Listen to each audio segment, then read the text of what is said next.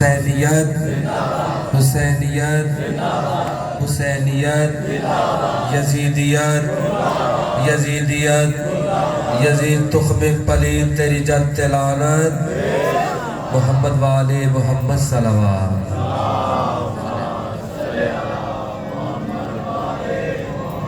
اور اب آپ کے سامنے ہدایت کے چراغ وکیل آل محمد بابا علمدار شاہ بادشاہ سید فقیر کے فرزند سخی بابا ذیل علمدار شاہ بادشاہ آپ سے خطاب فرمائیں گے۔ آپ حضرات مولا کی ذات پر بلند آواز سے صلوات فرمائیے گا۔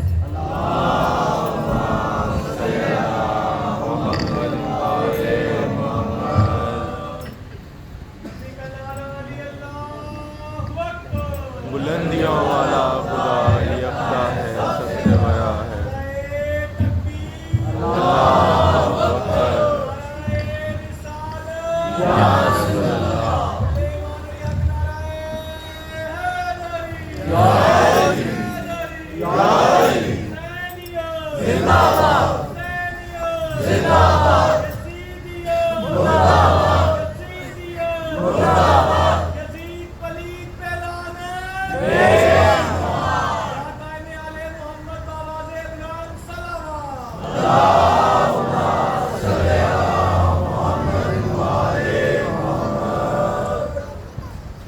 میرے مولا حسن حسین علیہ السلام۔ بسم اللہ الرحمن الرحیم۔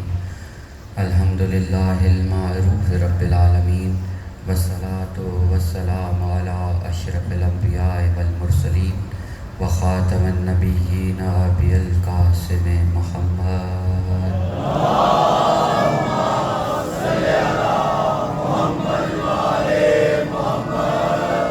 لا الہ الا اللہ محمد رسول اللہ وامن عندہ علم الکتاب واہل البیت الطیبین الطاہرین المعصومین واہل المتقین۔ اما بعد وقد قال اللہ سبحانہ تعالیٰ فی قرآن مجید وفی فرقان حکیم وقولہ الحق۔ بسم اللہ الرحمن الرحیم۔ ان اللہ علی کل شیء قدیر۔ صلوات بآواز بلند۔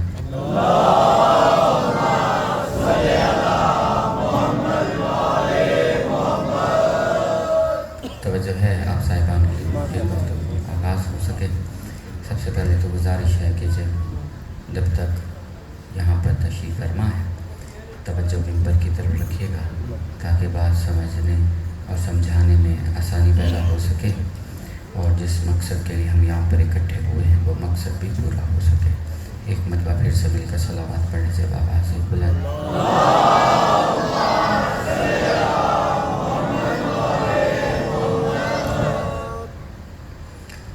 ہم مسلسل بات کر رہے ہیں خالق اور مخلوق کے بارے میں، اور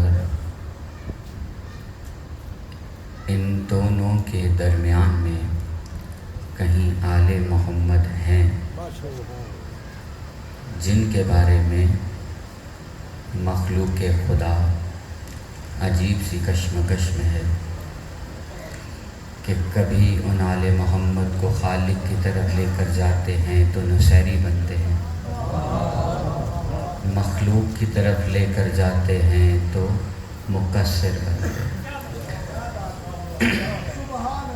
اب انسان کو اللہ نے یہ طاقت بخشی ہے کہ فقط یہ انسان کے پاس ہے کہ تحقیق کرنا صرف انسان کو آتا ہے،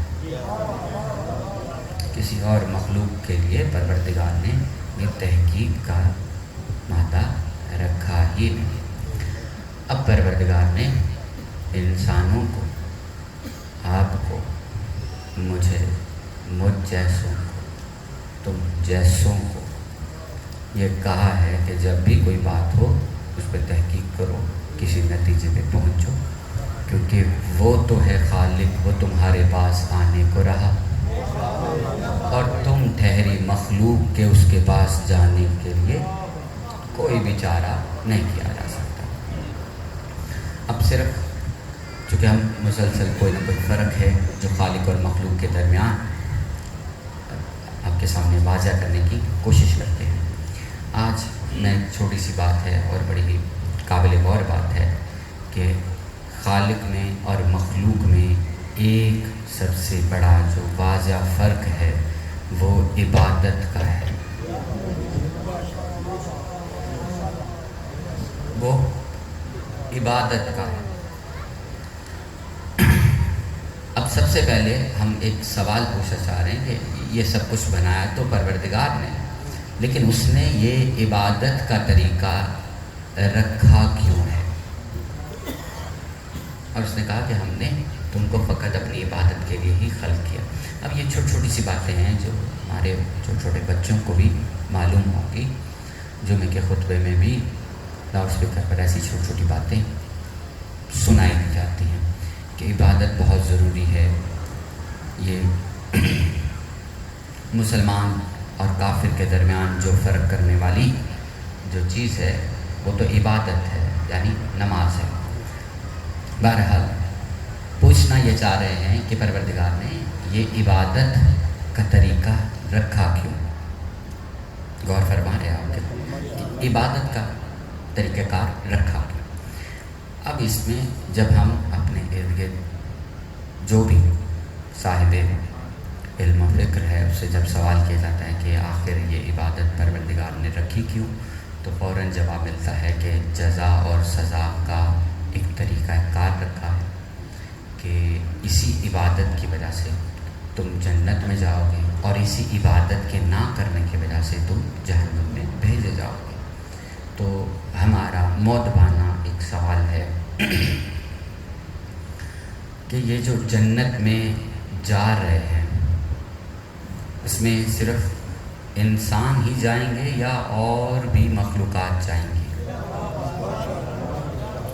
پانچ پاری بات، ابھی ہم تھوڑا سا آہستہ آہستہ چلنا چاہ رہے ہیں۔ اور بھی مخلوقات جائیں گی تو اس میں دو رائے کہ ہاں اصحاب کہف کا کتا چلے جائے گا ایسے، ٹھیک ہے، وہ کچھ کوئی ایک اونٹنی ہے وہ چلی جائے گی، فلاں چلا جائے گا ایسے، لیکن میجورٹی کیا ہے؟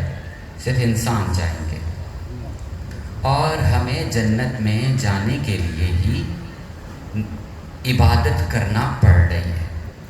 اگر عبادت کا فلسفہ فقط یہ ہے کہ جنت میں پہنچنے کا ایک راستہ ہے عبادت، تو ایک سوال پوچھنا چاہ رہا ہوں، فرشتے کیوں کر رہے ہیں؟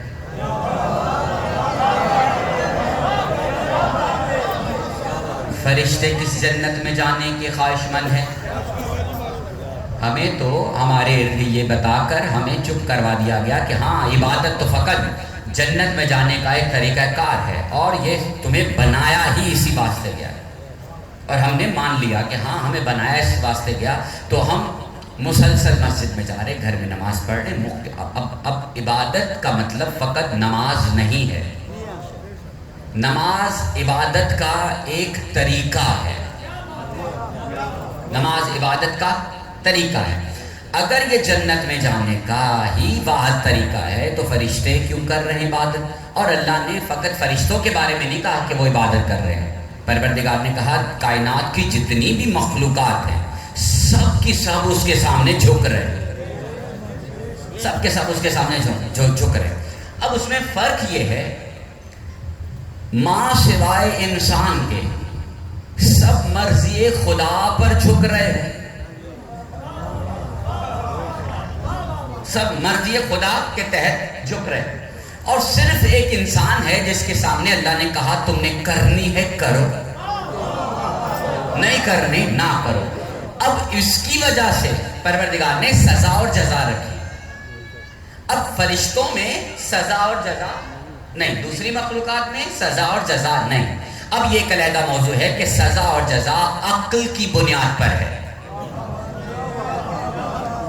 عقل کی بنیاد پر ہے، جسے جتنی عقل ہے اسے اتنا ہی گھیرا اس کا تنگ رکھا ہے پروردگار نے۔ اب یہ بات کہیں اور چلی جائے گی، میں اس طرف لے کر ابھی نہیں جانا چاہ رہا، لیکن کیا پروردگار نے کہا کہ عبادت تو سب کر رہے ہیں، حتیٰ کہ یہ ہوا جو چلتی ہے یہ بھی اس کی تصویر بیان کر رہی ہے۔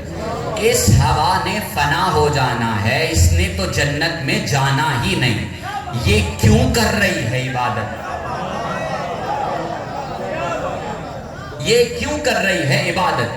اب اگر ہم ذرا غور سے سنیے گا. عبادت ساری مخلوقات کر رہی ہیں. اب صرف اب چونکہ ہم جو بات کر رہے ہیں وہ ہے خالق اور مخلوق کے درمیان، اور ان کے ہی درمیان میں کہیں آل محمد ہے. اور انسان اپنے عقیدے، اپنی عقل، اپنے علم کی وجہ سے کبھی اسے ادھر خالق کی طرف لے جاتا ہے، کبھی اسے مخلوق کی طرف لے آتا ہے. اب ہم اس کو ہی پتہ لگانے کی کوشش کر رہے ہیں اگر آپ کی توجہ پوری ہماری طرف ہے. اب ذرا غور فرمائیے گا. اللہ خالق، اس کے علاوہ ساری مخلوق. پروردگار نے ایک فرق رکھا کہ پتہ چل سکے کہ خالق کون ہے، مخلوق کون ہے. جو عبادت کرتے ہو وہ مخلوق ہوتی ہے، اور جس کی طرف رجوع کر کے ہو رہی ہو وہ خالق ہوتا ہے. اچھا، اس کے نا بہت سے جملے بن سکتے ہیں. اس فہم کے بہت سے جملے بن سکتے ہیں. ہم ایک دو آپ کے سامنے عرض کر لیں گے جلدی. خالق اسے کہتے ہیں جو عبادت نہیں کرتا، مخلوق اسے کہتے ہیں جو عبادت کرتی ہے. جملہ تبدیل ہوا، معنی بھی تبدیل ہو گیا. ابھی فی الوقت محسوس نہیں ہو پائے گا. ہم نے عرض کیا جو عبادت کرے وہ مخلوق، اور جس کی طرف رجوع کر کے کرے وہ خالق. اب یہ کوئی اچھی بات ہے جو میں آپ کے سامنے عرض کرنا چاہ رہا ہوں، لیکن توجہ پوری رکھیے گا. جس کی طرف رجوع کر کے عبادت ہو رہی ہو اور اس کا عدل پریشان نہ ہو.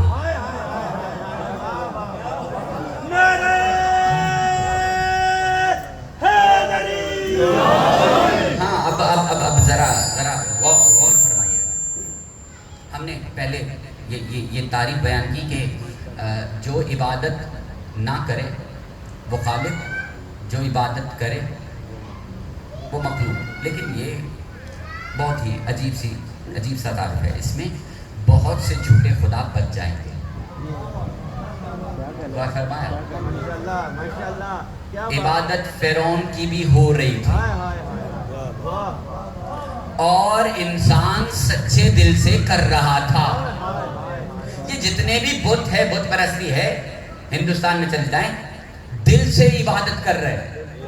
جس کی بتوں کی، لیکن جس کی طرف رجوع کر رہے ہیں نا، اس کی طرف رجوع کرتے ہوئے عدل ڈگمگا رہا ہے، عدل پریشان ہے کہ یہ ناانصافی ہو رہی ہے خالق کی طرف. اب عبادت یہ ہے، مخلوق اسے کہتے ہیں کہ جو عبادت کرے، اور جب وہ عبادت کرے تو عدل پریشان نہ ہو.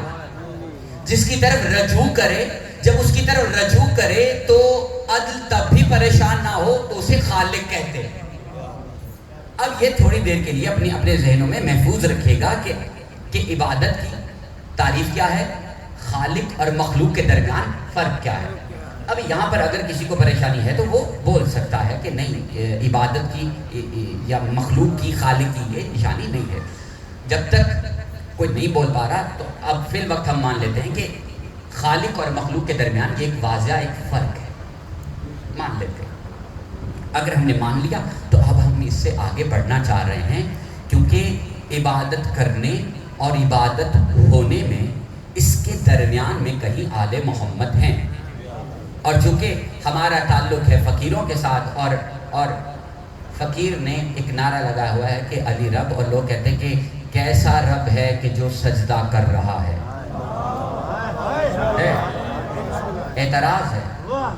اعتراض ہے کہ کیسا پروردگار ہے، کیسا رب ہے کہ سجدہ کر رہا ہے. اب یہ تو سوال کر کے وہ چلے گئے، کیونکہ جواب سننے کی ابھی ہمت نہیں تھی، اس لیے وہ چلے گئے. اب ذرا غور سے سنیے، بالکل توجہ سے سنیے گا. رب ہونے کی تعریف یہ نہیں ہے کہ وہ سجدہ کرتا ہو کہ نہ کرتا ہو. ہے؟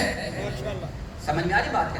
اب اگر میں آپ کے سامنے ایک بات عرض کروں کہ رازق کسے کہتے ہیں؟ جو رزق دیتا ہے، یہی تعریف ہے نا رازق. رازق کون ہے؟ پروردگار. اب صرف ایک چھوٹی سی بات، وہ جو رزق دے رہا ہے وہ رازق ہے. وہ رازق ہوتے ہوئے آل محمد کے گھر سے روٹیاں منگوا کیوں رہا ہے؟ بھئی وہ تو رازق ہے، وہ تو رازق ہے، وہ تو دیتا ہے، لے کیوں رہا ہے؟ پھر فوراً جواب آئے گا کہ نہیں وہ مصلحتاً ہے. اگر اس پروردگار کا کوئی عمل مصلحتاً ہے تو علی کا عمل مصلحتاً کیوں نہیں ہے؟ اب ذرا غور سے سنیے گا. چند باتیں ہیں جو کہ وقت میں گنجائش نہیں ہے، لیکن ذرا غور سے سنیے گا. ابھی ہم کسی اور طرف نہیں آپ کو لے کر جانا چاہ رہے. ہم آپ کو اسی پیرالل لائن میں کہ خالق اور مخلوق کے درمیان ایک فرق ہے، عبادت فرق ہے، اور اسی کے درمیان میں کہیں آل محمد موجود ہے. اب انسان اسی کشمکش میں ہے کہ وہ آل محمد کو کہاں تلاش کرے، کیونکہ غور فرمائیے گا ایک ہی معراج میں انسان ڈگمگا جائے گا. نہیں پہنچ پا رہی بات؟ محمد کی بصیرت نے بتایا کہ ایک ہی وقت میں علی پردے کے پیچھے بھی ہے، بستر پر بھی ہے. اب یہ محمد کی بصیرت ہے، محمد کا دیکھنا ہے، یہ محمد کا دیکھنا ہے. اب محمد کے دیکھنے کو تم کہاں دیکھتے ہو؟ کچھ نے پردہ قدرت پر دیکھ کر کہا کہ بس یہی ہے علی، اور کہہ دیا کہ بس یہی علی، تو وہ بن گئے نصیری. اور کسی نے کہا نہیں وہ تو بستر پہ تھا، وہ بن گئے مقصر. اب فقیر اسے کہتے ہیں جو وہاں پہ کھڑے ہو کر دونوں طریقوں سے دیکھ سکے. فقیر اسے کہتے ہیں جو دونوں طریقوں سے، کیونکہ محمد ہمارے لیے نمونہ حیات ہے. اگر ایک وقت میں وہ علی کو دونوں جگہ دیکھ رہے ہیں تو فقیر پہ واجب ہے کہ وہ ایک وقت میں علی کو دونوں مقامات پہ دیکھیں. اور دونوں مقامات پر دیکھتے ہوئے قرآن کی آیت پڑھنا پڑے گی کہ اللہ ہی کا نور آسمان میں بھی ہے، زمین میں بھی ہے. سمجھ میں آ رہی نا بات؟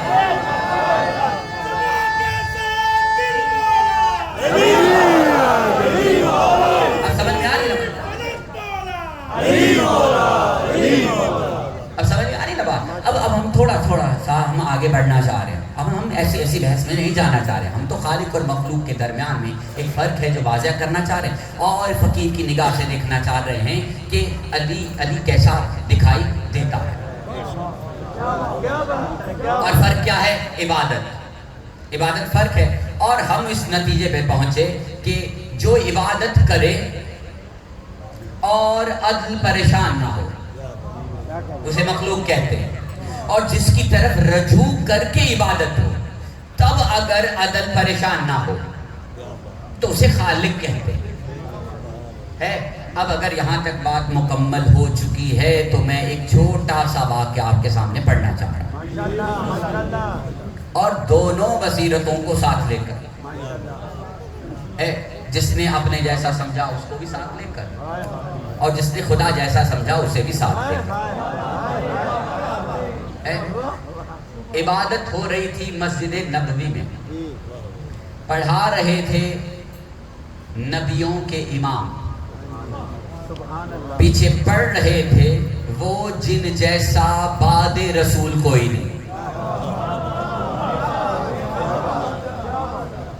کتنی عجب سی بات ہے. نبیوں کا سردار نماز پڑھا رہا ہے، پیچھے وہ ہیں جن جیسا کائنات میں بعد محمد کوئی ہے نہیں، اصحابہ اکرام ہے. اب جس کی عبادت ہو رہی ہے وہ خالق ہے، عدل پریشان ہے، کیونکہ عدل نے کہا عبادت کرو، عدل نے کہا عبادت کرو. اب سب نے پیچھے عبادت کی. اب ایک خالق ہے اور نیچے ساری مخلوق، کیونکہ محمد بھی نماز پڑھ رہے ہیں. عبادت کر رہے اور عدل پریشان نہیں ہو رہا. اب یہاں تک محسوس ہوا کہ محمد کا تعلق کسی مخلوق کے ساتھ ہے، اور بس اتنا تعلق ہے کہ وہ جو محمد کے پیچھے بیٹھے نماز پڑھ رہے ہیں نا، ان سے تھوڑا سا مختلف ہے، ان سے تھوڑا سا مختلف تعلق ہے، مگر ہے مخلوق کے ساتھ، کیونکہ عبادت ہو رہی ہے اور محمد نماز پڑھ رہے ہیں. اور ابھی ہم نے تعریف ہم نے یہی پڑھی کہ جو عبادت کرے وہ مخلوق ہے اور جس کی ہو وہ خالق ہے، اگر عدل پریشان نہ ہو. یہاں تک یہی پتا چلا کہ محمد مخلوق میں سے ہے، مگر ویسی نہیں جیسے پیچھے اصحابہ اکرام. لیکن ہم نے دیکھا کہ ان ساری مخلوقات میں کوئی ایسا آیا جس نے چیر کے رکھ دیا، جسے چیر کے رکھ دیا ساری صف کو، ساری صفوں کو چیر دیا. اب ذرا غور فرمائیے گا، جب پیچھے سے آخری صف میں جب اصحاب کی ایک لڑی کو توڑا، عدل پریشان نہیں ہوا، عدل پریشان نہیں ہوا. دوسری صف کو توڑا، عدل پریشان نہیں ہوا. تیسری کو توڑا، جب آخری صف کو بھی توڑا، عدل پریشان نہیں ہوا. یہاں تک پریشانی ہمیں بھی نہیں ہوئی، نہ عدل کو ہوئی نہ ہمیں ہوئی، نہ کسی.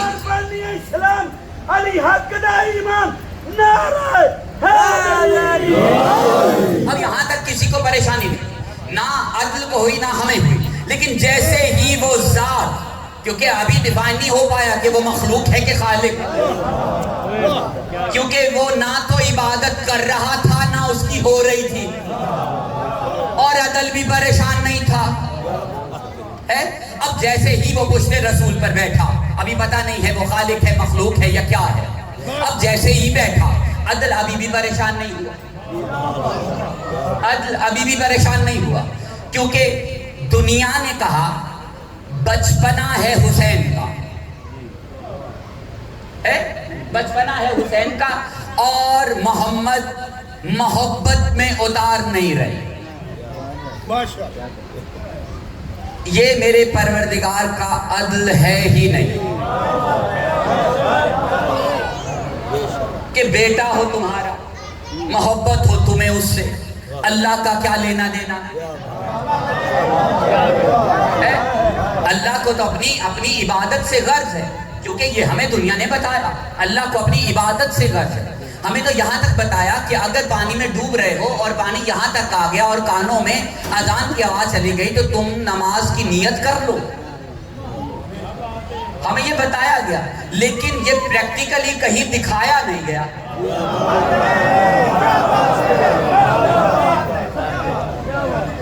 اب اگر کوئی انسان یہاں تک ڈوب رہا ہے، اس وقت خدا کی شریعت یہ کہے گی کہ نماز پڑھو یا اپنی جان بچاؤ. اب یہ بات کہیں اور نہ چل جائے، میں اپنے واپس اسی مقام تک آپ کو لے کر آنا چاہ رہا ہوں. حسین پشت رسول پر بیٹھے، لوگوں نے کہا بچہ ہے، عدل کہتا ہے بچہ ہے تو گرا دو.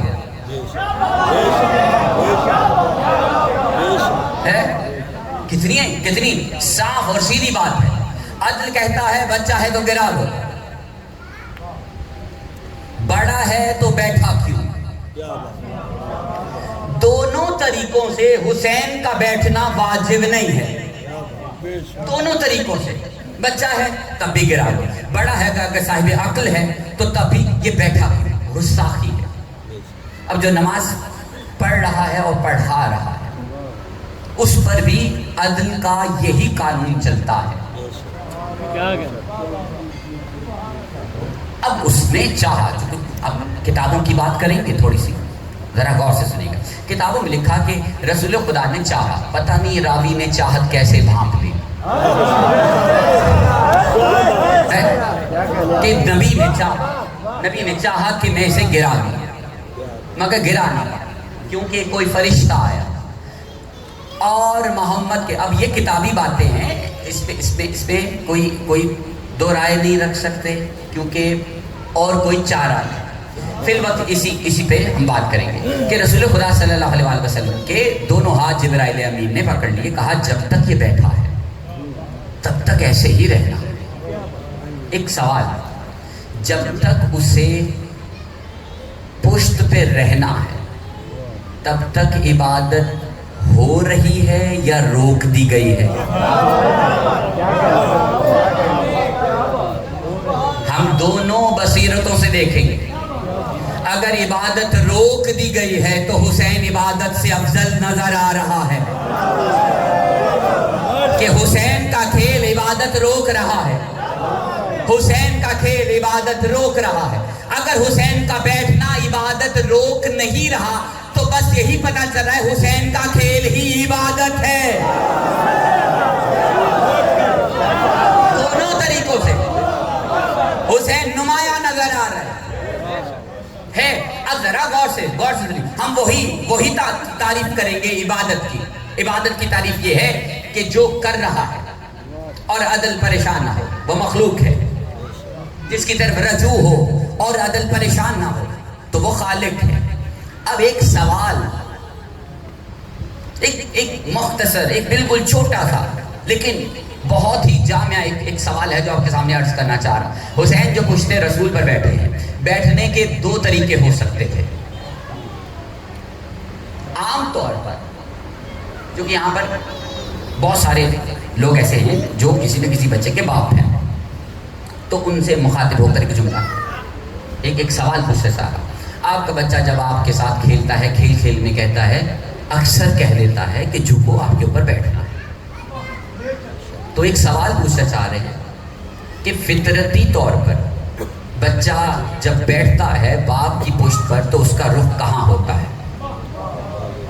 فطرتی طور پر اس کے چہرے کا رخ اسی طرف ہوتا ہے جس طرف باپ کے چہرے کا رخ ہوتا.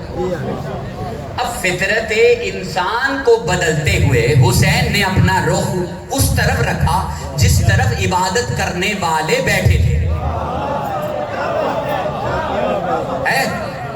اب دونوں طریقوں سے بیٹھا جا سکتا تھا، اس طرف منہ کر کے بھی، یعنی کعبے کی طرف منہ کر کے بھی، اور کعبے کو پشت کر کے بھی. اب اگر کعبے کو اب کعبے کی قدر و منزلت ایک مسلمان سے بڑھ کر کون جان سکتا ہے؟ ہمیں تو شریعت میں یہاں تک بتا دیا گیا کہ کعبے کی طرف منہ کر کے تھوکنا بھی منع ہے. کعبہ یہاں سے ہزاروں کلومیٹر دور ہے کتنا بہت دور ہے، لیکن ہمیں مسلمانوں نے بتایا کہ اس طرف منہ کر کے تھوکنا بھی منع ہے. وہ پیشاب کرنا تو بہت ہی دور کی بات ہے. ہم اپنے گھروں میں جو واش روم بناتے ہیں، بنانے سے پہلے یہ طے کرتے ہیں کہ کعبے کا رخ کس طرف ہے. اتنا احترام کعبۃ اللہ کا، اتنا احترام. اور حسین بیٹھ گئے پیٹھ کر کے، اور عدل پریشان ہوا ہی نہیں. اب چونکہ عدل پریشان ہوا نہیں، جہاں تک عدل پریشان نہ ہو سمجھ جانا یہ دین بن رہا ہے، یہ قانون بن رہا ہے، کیونکہ عدل پریشان نہیں ہو رہا. کیونکہ قرآن میں کہیں آیت نہیں کہ گرا دو، قرآن میں کہیں نہیں ہے کہ ایسے معاملات ہو تو کیا کرنا چاہیے، قرآن میں کہیں کچھ نہیں کہا، احادیث نے کہیں کچھ نہیں کہا. اس کے بعد رسول خدا کافی دیر زندہ رہے. نبی نے کبھی یہ تذکرہ کرتے ہوئے نہیں کہا میرے بچے کی غلطی تھی، میں خدا سے اس کی معافی مانگوں گا، میرا بچہ اب جب بڑا ہو جائے گا میں اسے کہوں گا خدا کو سجدہ کر کے اسے معافی مانگے کہ بچپنے میں اس سے غلطی ہوئی. ایسی تو کوئی روایت ملتی ہی نہیں، کوئی ضعیف روایت نہیں مل رہی. تو پتا چلا کہ حسین کا وہاں بیٹھنا فطرت مخلوق پر نہیں تھا، فطرت مخلوق پر نہیں تھا، مخلوق کی کسی بھی فطرت پر نہیں تھا. کیونکہ اگر فطرت انسانی پر بیٹھتے تو رخ کعبے کی طرف ہوتا، محبت محمد میں بیٹھتے تو رخ ادھر ہوتا، لیکن رخ تھا اصحاب کی طرف، پشت تھی کعبے کی طرف. اب جو اصحابہ اکرام نے کیا وہی کیا جو مخلوق کر سکتی تھی. اب ذرا غور سے سنیے گا، جو بھی اصحابہ اکرام نے جو کچھ بھی کیا وہ عین مطابق تھا کہ ثابت ہو یہ مخلوق ہے. انہیں بتایا گیا کہ 2 سجدے ہیں، جو سجدہ ہے اس میں اتنی مقدار میں یہ خدا کی تسبیح بیان کرنی ہے اور سر اٹھا لینا. اب انسان ہے اپنے استاد کی بات ماننے والا، بڑا ہی تابعدار، تابعداری میں ایک صحابی نے اپنا سر اٹھایا، دیکھا حسین بیٹھے ہیں، پھر جھکا لیا۔ اب ایک سوال پوچھنا چاہ رہے ہیں، یہ جو سر جھکایا حکم کس کا تھا؟ ایک سوال ہے ہمارے لیے ایک بہترین راہ ہے اصحابہ اکرام، اور ہم مانتے ہیں اور یہ ہم پر واجب ہے کہ جو وہ عمل کریں وہ کرنا چاہیے، کیونکہ انہوں نے صحبت رسول میں بیٹھ کر بہت کچھ سیکھا جو ہم نہیں سیکھ پائے۔ اب جس نے بھی سر اٹھایا، دیکھا، دیکھ کر پھر جھکایا، سجدہ مکمل ہو جاتا ہے جب سر سجدے سے اٹھا لیا جائے۔ اب اٹھانے کے بعد یہ جو تیسرا سجدہ ہے، یہ کس نے کہا تھا کہ کرو؟ خدا کی طرف تو 2 سجدے ہیں، اب یہ تیسرا کس کو ہو رہا تھا؟ وہ کئیوں نے چوتھا کیا، کئیوں نے 5واں کیا، ایک تجسس میں، ایک عجیب سی کشمکش میں وہ مسلسل سجدے ہوئے، لیکن ہر سجدے کو حسین دیکھتے رہے۔ ایک وہی سوال، کیونکہ ہم نے کہا ہم دونوں بصیرتوں سے دیکھیں گے۔ جو لوگ حسین کو بچہ سمجھتے رہے، ہم اس کی پہلے بصیرت سے دیکھ رہے ہیں۔ حسین مخلوق ہے۔ صحابی رسول نماز پڑھ رہے ہیں، دیکھا حسین بیٹھے ہیں، ادب میں سر جھکا لیا۔ بیٹا ہے ہمارے مالک کا، جہاں چاہے بیٹھ جائے، کر کیا سکتے ہیں؟ جب وہ منع نہیں کر رہے تو ہم کیا منع کریں گے؟ ہماری اتنی حیثیت و اوقات نہیں ہے۔ یہ ایسے سوال دل میں آ جائیں گے۔ تو بہرحال کہ اسے کوئی منع نہیں کر سکا، کوئی اٹھ کر حسین کو اٹھانے نہیں گیا۔ مخلوق کی فطرت ہوتی تو یہ کر دیتی، لیکن پہرا تھا اس پہ شریعت کا۔ جب تک کہ رسول کا حکم نہ آئے کو کام نہیں کرنا ہے۔ اب سارے اٹھ کے دیکھ رہے، دوبارہ جھک رہے، دیکھ رہے، جھک رہے، دیکھ رہے، جھک رہے۔ اب اس میں حسین جیسا سخی، نعوذ باللہ، ایک گستاخ سا بچہ نظر آیا، ایک شرارتی بچہ نظر آیا۔ اگر مان لیتے ہیں وہ ایک شرارتی بچہ ہے جسے اصول نہیں پتا دین کے، ابھی اسے کچھ نہیں پتا دین کے بارے میں، وہ بھی نابالغ ہے، اسے ابھی علم سیکھنا ہے، اسی کم سن عمری میں رسول خدا نے کہا میں اس میں سے ہوں۔ اسی کم عمری میں، اسی کم سن عمری میں رسول خدا نے کہا میں اس میں سے ہوں۔ کہاں محمد کا مرتبہ، کہاں اس بچے کی یہ شرارت؟ اب جب نبی نے یہ کہا عدل پریشان نہیں ہوا، جہاں تک عدل پریشان نہ ہو بات مانتے رہو، بات مانتے رہو جہاں تک کہ عدل پریشان نہ ہو۔ اب ہم نے ایک بصیرت سے دیکھ لیا، اب دوسری بصیرت سے دیکھتے کہ جہاں پر وہ یہ ہے کہ ہاں سارا کچھ ہے ہی ان کا، سب کچھ ہے ہی ان کا۔ جب سب کچھ ہے ہی ان کا، جہاں چاہے بیٹھے، جب چاہے بیٹھے، جس طرح چاہے بیٹھے۔ اب رسول خدا کے نواسائے رسول حضرت امام حسین علی مقام علیہ السلام کا پشت رسول پر بیٹھنا، اگر تمہیں لگ رہا ہے کہ یہ واقعی ان کا ہی مقام ہے، جہاں چاہے بیٹھے، تو ان کا بیٹھنا ذرا ثابت کرو کہ اگر وہ اپنے سارے فہم و فراست میں بیٹھ رہے ہیں، انہیں عقل و سلیم ہے ان کو، کیوں بیٹھ رہے ہیں؟ جب انہیں سب کچھ پتا ہے تو ثابت کرو کہ نہ تو اس وقت وہ نماز پڑھ رہے ہیں، اگر وہ نماز نہیں پڑھ رہے اور تم کہہ رہے ہو کہ ہاں یہ جو چاہے کریں، تو پہلے دن کا بھی امام ہے، 5 برس کا بھی امام ہے، اگر اس کم سن عمری میں وہ امام ہے، صاحب منزل و عصمت ہے، تو وہ اس وقت نماز پڑھ کیوں نہیں رہے تھے؟ اس وقت وہ نماز پڑھ کیوں نہیں رہے تھے؟ اگر تم کہو کہ ابھی اس وقت واجب نہیں ہوئی تھی، تو ہم روایت دنیا میں تشریف لائے پہلے ہی دن، ورنہ پہلے ہی دن ظہر ماں نے اکیلے پڑھی، عصر ماں اور بیٹے نے ساتھ میں پڑھی. یہ امام حسن کا پہلے ہی دن سجدہ کرنا ہمیں سمجھ میں نہیں آیا نا. ابھی تو فرض نہیں ہے، ابھی تو اترے ہیں، اور تم نے مخلوق کہہ دیا. مخلوق ہے، اگر مخلوق ہے تو ناپاک ہے، ماں بھی ناپاک بیٹا بھی ناپاک. اب دونوں ہی عبادت کر رہے ہیں، لیکن اگر پہلے دن میں امام پر نماز واجب ہے تو اس وقت حسین پر واجب کیوں نہیں تھی؟ اس وقت حسین پر وہ نماز واجب کیوں نہیں تھی؟ حسین جو پشت رسول پر بیٹھے. اب ہم اسی بصیرت سے دیکھ رہے ہیں جہاں پر تم پردہ قدرت کے پیچھے دیکھنے کی کوشش کرتے ہو یا جھانکنے کی کوشش کرتے ہو. ہم وہاں سے دیکھتے ہیں کہ حسین کا مقام کیا ہے. حسین وہاں پر بیٹھے ہوئے اور تمہیں لگ رہا ہے کہ ہاں وہ نبی خدا کے نائب ہیں، امامت پر فائز ہے، اور وہ بیٹھے ہوئے. نماز ان پر فرض کیوں نہیں ہے؟ وہ پڑھ کیوں نہیں رہے؟ جب انہیں پتا ہے کہ میرا رسول، میرا بڑا، میرا امیر، میرا نبی نماز پڑھ رہا ہے، فی الوقت میں کھیل نہ کھیلوں. پتا ہے.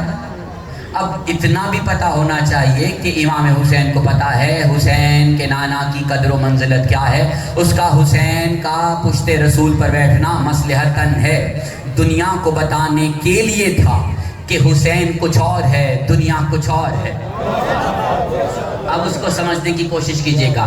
جس کی طرف عبادت ہو رہی ہو اور عدل خطرے میں نہ ہو، عدل بگڑے نہ، اسے خالق کہتے ہیں. اب اس ساری سچویشن کو اپنے حلقہ احباب میں بیٹھ کر ضرور ڈسکس کیجئے گا کہ جب اصحاب عبادت کر رہے تھے تو ان کا رخ حسین کی طرف تھا، حسین کا رخ اصحاب کی طرف تھا، لیکن عدل خطرے میں نہیں پڑا. رسول خدا کا رخ تھا خدا کی طرف، اور خدا کی طرف رسول خدا کا رخ تھا، ذہن میں حسین تھا، عدل خطرے میں نہیں تھا. عدل خطرے میں نہیں تھا. خدا کی توحید بھی قائم تھی، خدا کا عدل بھی قائم تھا، خدا کی نبوت بھی قائم تھی، خدا کی امامت بھی قائم تھی. آنے والی قیامت کو بھی کوئی خطرہ نہیں تھا نا. اب جب کچھ نہیں تھا، اسی وقت ہم ایک سوال پوچھنا چاہ رہے ہیں جو اکثر لوگ ہم سے سوال کرتے ہیں کہ اگر علی رب ہے تو علی نے سجدہ کیوں کیا ہے؟ تو ایک سوال پوچھنا چاہ رہے ہیں، اگر حسین امام تھے اس وقت تو سجدہ کیوں نہیں کیا ہے؟ اس وقت سجدہ کیوں نہیں کیا ہے؟ کہیں گے کہ کم سنی تھی، نابالغی تھی. نہیں، یہ تو کوئی سوال کا جواب نہیں ہے. لیکن ایک چلتے چلتے ایک دلیل سنتے جائیے. عبادت کبھی بھی جنت میں جانے کا ذریعہ نہیں. عبادت کبھی بھی جنت میں جانے کا ذریعہ نہیں ہے. یہ امام علی عالی مقام نے اپنے ایک فرمان عالی مقام میں ثابت کر دیا. مولا علی نے کہا میں اسے سجدہ اس لیے نہیں کرتا کہ جنت چاہیے، اس لیے بھی نہیں کرتا کہ دوزخ کا ڈر ہے، میں تو اس لیے کرتا ہوں کہ وہ لائق ہے. اب جہاں پر انسان اس فلسفے کو سمجھ جائے تو اس کے لیے نماز آنکھوں کی ٹھنڈک بن جاتی ہے. نہیں تو وہی نماز ایک بے چینی سی پیدا کرتی ہے کہ میری جوتی کوئی اٹھا کے تو نہیں لے گیا ہوگا، میں نے باہر موٹر سائیکل کو لاک لگایا بھی تھا کہ نہیں، میں اپنے گھر میں بچوں کو کچھ دے کے آیا بھی تھا یا نہیں. ایسے معاملات پھر ہو جائیں جہاں پر تمہیں طلب رہے گی جنت کی اور دوزخ کا خوف رہے گا. پہنچ پا رہی بات؟ اب چونکہ وقت میں اتنی گنجائش نہیں ہے، صرف ایک جملہ سن کر ہم مسائل کی طرف جانا چاہ رہے ہیں. چونکہ ہم آگے کچھ دن پڑے ہم بات کریں گے انشاءاللہ. لیکن چلتے چلتے چھوٹی سی بات، چھوٹی سی گزارش سنتے جائیے. ایک ہے خالق اور ایک ہے مخلوق، اس کے درمیان میں کچھ نہیں. پہنچ رہی بات؟ اس کے درمیان میں کچھ نہیں ہے. اب اگر تم آل محمد کو مخلوق میں رکھو گے اس بنیاد پر کہ عبادت کرتے ہیں، تو خالق کو بھی کسی مخلوق میں رکھنا پڑے گا، کیونکہ وہ بھی درود پڑھتا ہے، کیونکہ وہ بھی درود پڑھتا ہے۔ اس نے درود پڑھا اور عدل بگڑا نہیں، اس نے پڑھا درود اور عدل کو کچھ ہوا نہیں۔ جب عدل کو کچھ ہوا نہیں تو اس نے کہا اللہ تعالیٰ اور اس کے فرشتے محمد پر درود پڑھ رہے ہیں اور عدل کو کچھ نہیں ہو رہا، اس لیے اے ایمان والو تم بھی پڑھا کرو، کیونکہ درود عبادت ہے، اور عبادت کا اگر لطف لینا ہو تو درود میں بہترین وہ لطف ہے۔ سمجھ میں آ رہی نا بات؟ اب عبادت میں ایک لطف ہے، اور لطف اگر لینا ہو عبادت کا تو درود پڑھ کر لیا جاتا ہے، اور درود بھی ایسا ویسا نہیں، پہنچ سکتی نا بات؟ بالکل سادہ سا درود ہے،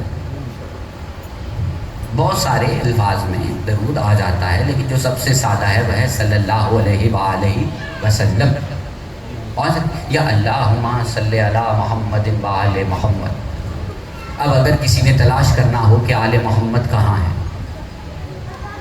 آل محمد کہاں ہے، خالق میں یا مخلوق میں، تو درود پڑھ لیا کرو، کیونکہ جو پڑھ رہا ہوتا ہے وہ مخلوق ہوتا ہے۔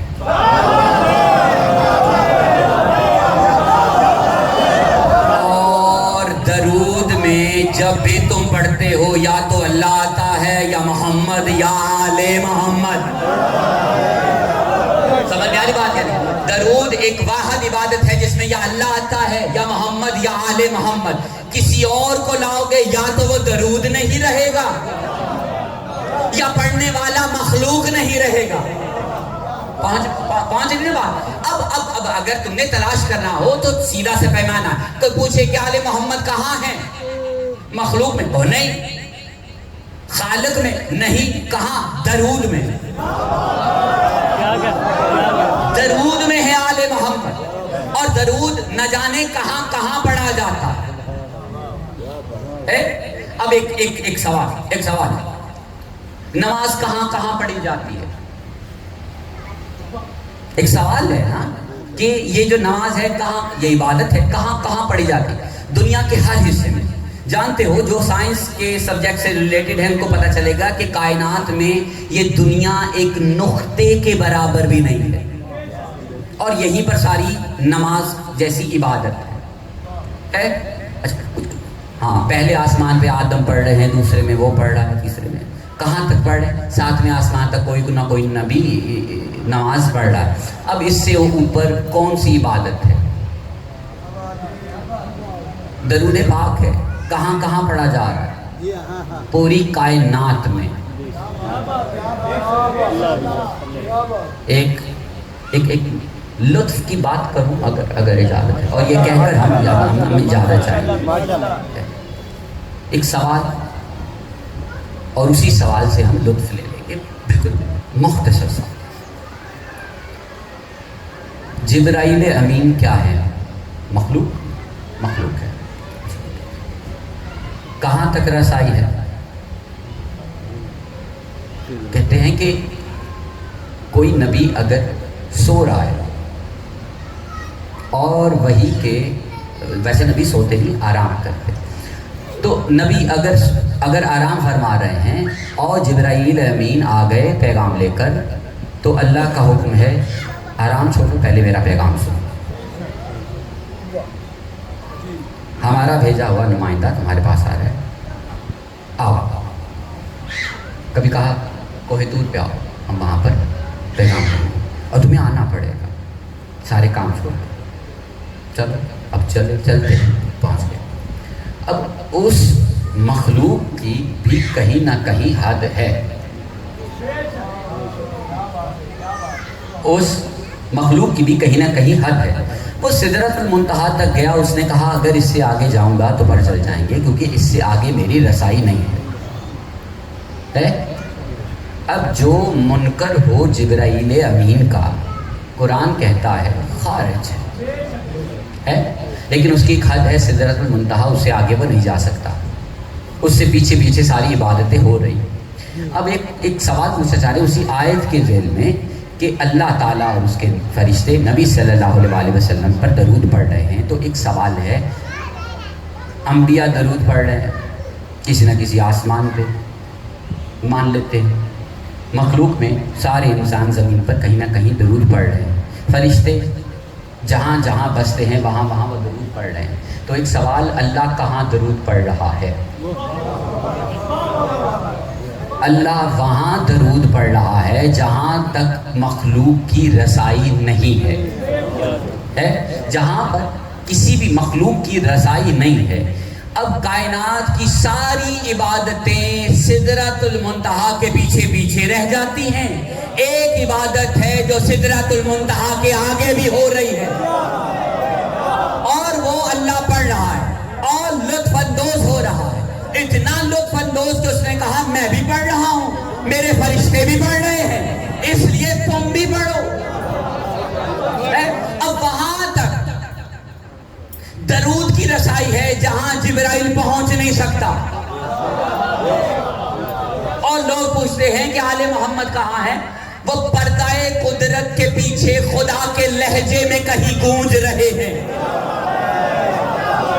خدا کے لہجے میں کہیں گونج رہے ہیں. سمجھ میں آ رہی نا بات؟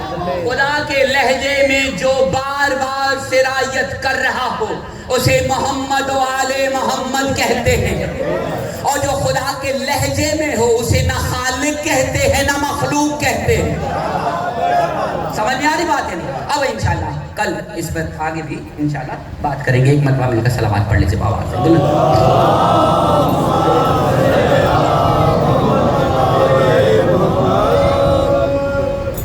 ایک مرتبہ پھر سے مل کر صلوات پڑھ.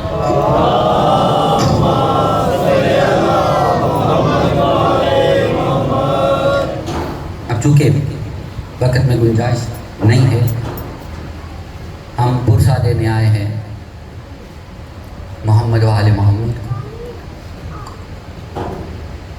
آج جن کا پرسہ دینا ہے وہ حسین پر کیے ہوئے صدقہ ہے. نام ہے اون محمد. زینب کے 2 نگینے، کربلا سے شام، شام کے زندان، زندان سے کربلا تک. اس ماں نے ان 2 نگینوں کو یاد نہیں کیا. جو اولاد والے ہیں وہ بہتر سمجھ سکیں گے میرے اس جملے کو. اولاد بہت بڑی نعمت ہے. اللہ نے زینب کو 2 بیٹے دیے، اور جب مدینہ چھوڑنے کی باری آئی نا، جب وقت آیا مدینہ چھوڑنے کا، جناب زینب جناب عبداللہ ابن جعفر کے پاس آئی. آ کر کہا میں نے آج تک تم سے کچھ نہیں مانگا، حسین پر بڑا ہی کٹن وقت ہے، مجھے روکنا نہ، مجھے روکنا نہ، کیونکہ اگر روکو گے تو ادھر سے حسین چلے گا، ادھر سے میرا جنازہ. اتنی محبت ہے اپنے بھائی سے. عبداللہ ابن جعفر نے کہا میں کہاں روکنے والا ہوں، اجازت ہے. جب جانے لگے نا، قافلہ چلنے لگا، کچھ تھوڑا دور ہوا تو پیچھے سے عبداللہ ابن جعفر آئے، بآواز بلند ہو کر کہا حسین کو روکو، حسین کو روکو. امام حسین نے عباس سے کہا دیکھو کون ہے پیچھے. کہا جعفر کا بیٹا عبداللہ. زینب تھوڑا سا گھبرائی کہ کہیں مجھے روکنے کے لیے تو نہیں آیا. کہا زینب میں روکنے کے لیے نہیں آیا، میں نے بہت کہا مجھے ساتھ لے جاؤ لیکن یہ لے کر نہیں جا رہے. میں بس اتنا کہنا چاہ رہا ہوں کہ میرے پاس اگر کچھ ہوتا تو میں حسین پر قربان کر دیتا. میرے پاس سوائے اون و محمد کے کچھ نہیں. کہتے ہیں کہ اگر کوئی برا وقت آئے تو صدقے سے ٹال دیا جاتا ہے. زینب یہ میری 2 نشانیاں ہیں، ایک کون ہے، ایک محمد ہے. ایک میری طرف سے صدقہ کر دینا، ایک اپنی طرف سے حسین پر صدقہ کر دینا. رات آئی وہ جو بڑی ہی پریشان حال رات ہے. زینب پریشان کہ میرے بچوں کو اجازت نہیں مل رہی. جب بھی ماموں کے سامنے جاتے ہیں ماموں دوسری طرف منہ کر لیتے ہیں, اجازت نہیں دیتے. زینب پریشان کہ سب کو اجازت مل رہی ہے, میرے نگینوں کو اجازت نہیں مل رہی. پھر کوئی کچھ سوچا زینب نے, کہا میرے بھائی کو میرے خیمے میں بلاؤ. بھائی خیمے میں آیا, آ کر کہا میرے بچوں کو اجازت نہیں دے رہے. کہا میں کیسے اجازت دوں, یہ تو میری بہن کے 2 بیٹے ہیں, میں کیسے اجازت دوں, یہ جعفر کی آخری نسل ہے, میں کیسے اجازت دوں. تو جناب زینب نے کہا کہ جب بھی کوئی برا وقت آتا ہے نا, صدقے سے ٹالا جاتا ہے. اس سے زیادہ برا وقت حسین تجھ پر کبھی آنے والا نہیں. میں چاہتی ہوں اپنے 2 بچے تجھ پر صدقہ کر دوں. صدقہ کرنے کے لیے ماں نے اپنے بچے حسین پر صدقہ کر دیے. اب بس 1-2 منٹ مجھے دینا. زینب نے اپنے بچوں کو کچھ تاکید کی. کہا تم زہرا کے بچے نہیں ہو, تم بطول کے بچے نہیں ہو, تم غلام ہو. یہ جو سرزمین کربلا ہے نا, یہ اب علی اکبر کی جاگیر ہے. خبردار خبردار, اس زمین پہ تمہارا لاشا نہ گرے.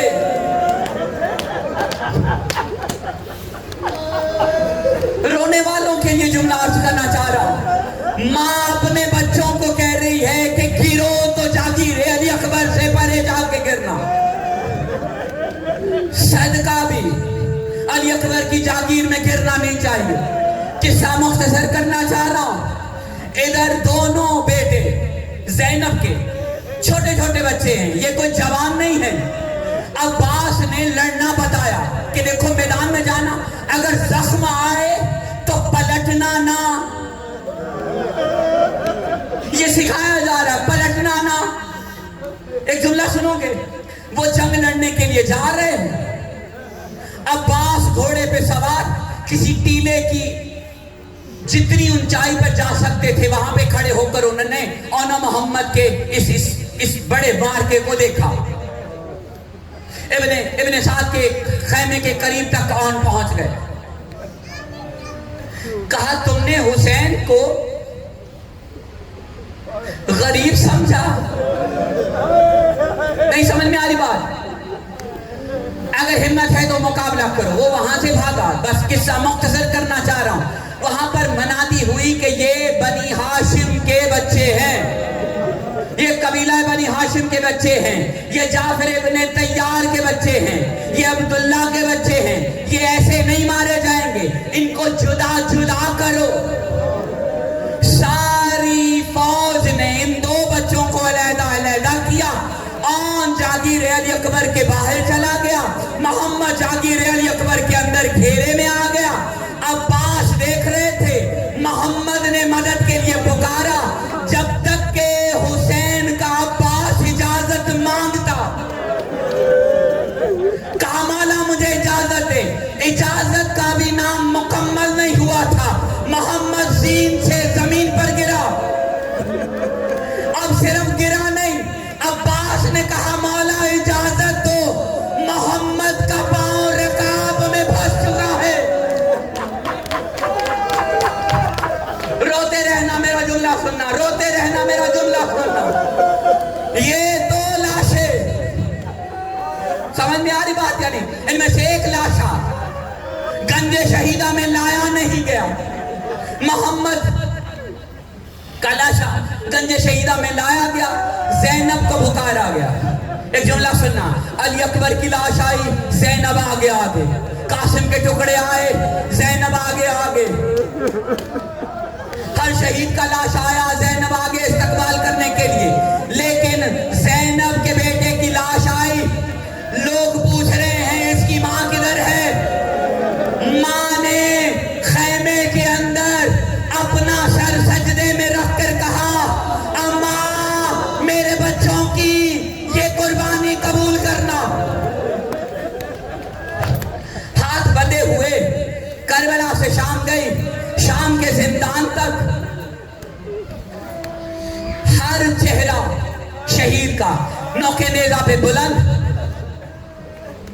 بس قصہ مختصر کرنا چاہ رہا ہوں، ایک بس میرا جملہ سن لینا۔ وہ دن آیا جب سر مبارک تمام شہداء کے اہل حرم کو سپرد کیے گئے۔ ایک گھر کے اندر حسین کا سر آیا، زینب نے اپنی گود میں لیا اور رونا شروع کیا۔ علی اکبر کا سر آیا تو لیلا نے لیا، اصغر کا سر آیا تو رباب نے لیا، ہر بچے کا سر آیا کسی نہ کسی نے اپنی گود میں لیا اور رونا شروع کیا۔ شام کی عورتوں نے دیکھا کہ دو سر ہیں جو گھر کے ایک کونے میں پڑے ہوئے ہیں، گھر کے کونے میں پڑے ہوئے ہیں، کسی کی گود میں نہیں۔ کسی نے پوچھا ان کی ماں مر گئی؟ کیا ان کی ماں مر گئی؟ کسی نے کہا وہ جو زینب اپنی گود میں حسین کا سر لیے ہوئے بیٹھی ہے، یہ دو سر اس ماں کے ہیں۔ بس ایک جملہ سننا، کوئی پوچھ رہا ہے زینب سے، زینب ان سروں کو گود میں کیوں نہیں لیتی؟ زینب ان سروں کو گود میں کیوں نہیں لیتی؟ زینب ان سروں کو اپنی گود میں کیوں نہیں لیتی؟ زینب نے جواب دیا، جو شے صدقہ کر دی جائے اس کی طرف رجوع نہیں کرتے۔